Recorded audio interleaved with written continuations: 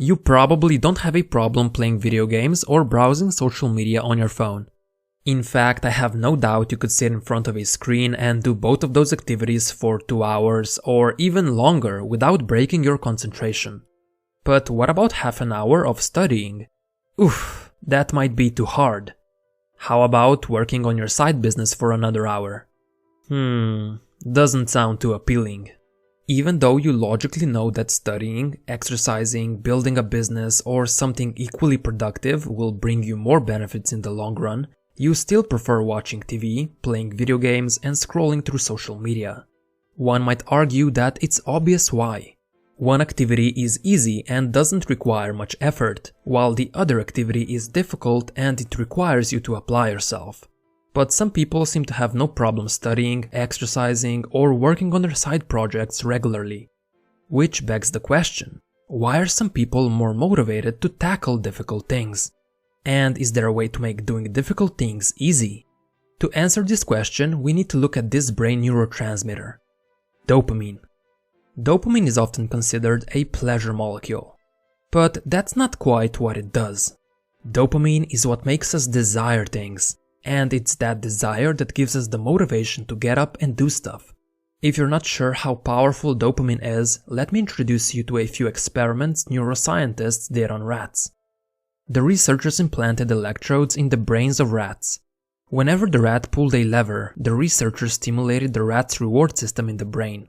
The result was that the rats developed a craving so strong they kept pulling the lever over and over for hours. The rats would refuse to eat or even sleep. They would just keep pressing the lever until they would drop from exhaustion. But then the process was reversed. The researchers blocked the release of dopamine in the brain's reward center. As a result, rats became so lethargic that even getting up to get a drink of water was not worth the effort. They wouldn't eat, they didn't want to mate, they didn't crave anything at all. You could say that the rats lost all will to live. However, if food was placed directly in their mouths, the rats would still eat and enjoy the food. They just didn't have the motivation to get up and do it themselves. You would think that it's thirst or hunger that motivates us to get food or water. But there's also dopamine that plays a key role here. Those rat experiments might be extreme cases, but you can see similar effects dopamine has in humans and in our daily lives. In fact, your brain develops priorities in large part based on how much dopamine it's expecting to get. If an activity releases too little dopamine, you won't have much motivation to do it. But if an activity releases a lot of dopamine, you'll be motivated to repeat it over and over. So, which behaviors release dopamine? Any activity where you anticipate there's a potential reward releases it. But if you know there are no immediate rewards with the behavior, your brain won't release it. For example, before you eat comfort food, your brain releases dopamine because you anticipate that the food will make you feel good, even if it actually makes you feel worse. That's because your brain doesn't even care if the high dopamine activity is damaging to you. It just wants more of it. A stereotypical example would be someone who's a drug addict. He knows that what he's doing is not good for him, but all he wants is to get more of that drug. Besides getting you high, cocaine and heroin release unnatural amounts of dopamine, which in turn makes you crave them even more. Of course, it has to be noted that nearly everything releases some amount of dopamine. Even drinking water when you're thirsty does. But the highest dopamine release happens when you get a reward randomly. One such example is playing on a slot machine in a casino. Even if you've only been losing money until that point, you eventually expect to get a bigger reward. You just don't know when it could happen. And in today's digital society, we are flooding our brains with unnaturally high amounts of dopamine on a daily basis, even if we don't know it. Some examples of high dopamine behaviors include scrolling through social media websites, playing video games, watching internet pornography, etc. We anticipate some sort of reward with each one of those behaviors.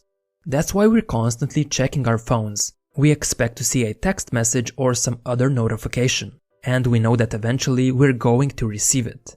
We're becoming like those rats pulling the lever trying to get a new dopamine hit. And you might think, oh, so what? It's not like it's harming me in any way. But you would be wrong. Our bodies have a biological system called homeostasis. It means that our body likes to keep internal physical and chemical conditions at a balanced level. Whenever an imbalance occurs, our body adapts to it. Let me give you an example. When it's cold outside, our body temperature falls. As a result, we start shivering to generate heat and warm the body. However, when it's hot outside, our body temperature rises, and we start sweating to lose some of that heat. Essentially, our body is looking to maintain temperature of around 37 degrees Celsius or 98 degrees Fahrenheit no matter what. But there is another way homeostasis manifests itself, and that is through tolerance. For example, someone who rarely drinks alcohol will get drunk really fast. But someone who drinks on a regular basis will have to drink more alcohol because their body has developed a tolerance to it. Essentially, it takes more and more alcohol to make them drunk because they've become less sensitive to its effects. And it's not much different with dopamine. Your body tries to maintain homeostasis, so it downregulates your dopamine receptors. Essentially, your brain gets used to having high levels of dopamine, and those levels become your new normal. Thus, you develop a dopamine tolerance. This can be a huge problem because the things that don't give you as much dopamine don't interest you any longer. And it's much more difficult to motivate yourself to do them. They feel boring and less fun because they don't release as much dopamine compared to the things that do release it in high amounts. That's why people tend to prefer playing video games or browsing the internet compared to studying or working on their business. Video games make us feel good and comfortable as they release a lot of dopamine. Sadly, things like working hard or reading release it in lower amounts. This is one of the reasons why drug addicts who try to quit have a hard time adjusting to a normal life. Their dopamine tolerance gets so high that normal life isn't able to match it. They become like those rats from previous experiments who have no motivation to do anything if there's not enough dopamine release. And it's not just drug addicts.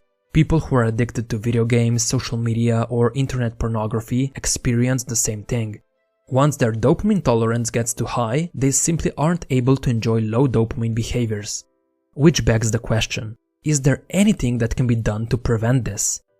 The answer is, you need to perform a dopamine detox. By now you might already have an idea what dopamine detox is going to look like. What you're going to do is set aside a day where you're going to avoid all the highly stimulating activities. You're going to stop flooding your brain with high amounts of dopamine, and you're going to let your dopamine receptors recover. Just a disclaimer, if you're suffering from a drug addiction, then I suggest you seek professional help as you've probably formed a physiological and psychological dependence. And I don't want you to experience any extreme withdrawal symptoms. Now, back to the detox. For one whole day, you will try to have as little fun as possible. You won't be using the internet or any technology like your phone or computer. You're not allowed to listen to music, you're not allowed to masturbate or eat any junk food. Basically, you're going to remove all sources of external pleasure for the entire day. You're going to embrace boredom, and trust me, there will be a lot of boredom. You are, however, allowed to do the following. Go for a walk, meditate and be alone with your thoughts, reflect on your life and goals, write down any ideas you get, not on your computer or phone, but on a physical piece of paper. All of this might seem quite intense, but if you want radical results and you want them fast, you need to be able to take radical action. Now you might be asking yourself, why would this even work? You can think of it this way. Let's say that you've been eating every single meal at the best restaurant in your town. As a result, what happened is that those fancy meals became your new normal. If someone offered you a bowl of plain rice, you would probably refuse. It simply wouldn't taste as good as your usual restaurant meal. But if you suddenly find yourself stranded on a deserted island and you're starving, suddenly that bowl of plain rice doesn't seem so bad. And that is what the dopamine detox does. It starves you of all the pleasure you usually get, and in turn it makes those less satisfying activities more desirable. To put it simply, dopamine detox works because you become so bored that boring stuff becomes more fun. Now, if you don't want to take such extreme action and starve yourself of all the pleasure, you can perform a smaller dopamine detox. You're going to pick one day of the week where you're going to refrain from one of your high dopamine behaviors completely. Whatever that behavior might be. Maybe checking your phone all the time, playing video games on your computer, binge watching TV, eating junk food, watching internet pornography, whatever. And from now on, every single week for one whole day, you're going to avoid that activity. You can still do other things, but the behavior you pick is off limits. Yes, you will feel slightly bored, but that's the point. You want to let your dopamine receptors recover from the unnaturally high dopamine that's been flooding your brain. And boredom is going to propel you to do other things that day. Things that you would normally put off because they don't release as much dopamine. And because you're bored, it's easier for you to do them. Of course, avoiding high dopamine behavior once in a while is good. But ideally, you should avoid those behaviors altogether, or at least as much as possible. Instead, you want to connect more dopamine to the things that will actually benefit you. And what I found is that your current high dopamine activities can serve as an incentive to pursue things that actually give you those long-term benefits. In other words, you could use your high dopamine activity as a reward for completing difficult work. And this is exactly what I do myself. I track all the difficult, low dopamine work I do. Cleaning my apartment, practicing the piano, reading books, doing some sort of exercise, creating these videos, etc. After I'm able to get a certain amount of work done, I reward myself with some amount of high dopamine activity at the end of the day. The key words here are after and at the end of the day.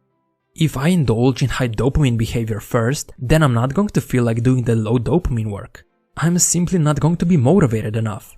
So I always start with the difficult things, only then I allow myself to indulge in high dopamine activities. To give you an example, for every completed hour of low dopamine work, I reward myself with 15 minutes of high dopamine behavior at the end of the day. That means that for 8 hours of low dopamine, I allow myself roughly 2 hours of high dopamine behavior. Of course, these are my ratios. You can tweak them to your liking. Also, it has to be noted that if you're addicted to something that's damaging to your health, then you don't want to treat that behavior as a reward. Instead, find a different reward that's not as damaging. One that you still think is worth the effort. And if you're wondering what my guilty pleasure is, it's the internet. I can easily get lost there for hours without doing anything else. That's why I have this system. It's so I'm able to control my addiction. But make no mistake, even with this system, I still plan days where I abstain from high dopamine activities completely. To conclude this video, I want to say that it is possible to make doing difficult things feel easier. But when your brain is getting so much dopamine all the time, you won't be as excited about working on something that doesn't release much of it. That's why you might want to limit your phone and computer usage along with other high dopamine releasing behavior. And I can tell you that it's definitely worth it.